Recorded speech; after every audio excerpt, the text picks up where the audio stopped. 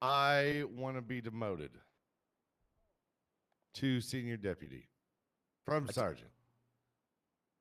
Man, I'm glad you brought that up because I just demoted you last night from sergeant to senior deputy. Okay, good. Perfect. Can you also take my FTO away? Why do you want to not be an FTO anymore? Why the hell would I? Why the hell wouldn't you?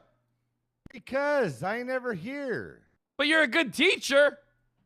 Well, you know, you can call me in for special reasons to teach somebody if you need, if you want. You could teach the special cases. This you whole could teach department, the preds of the department. This whole department is special cases. I believe that.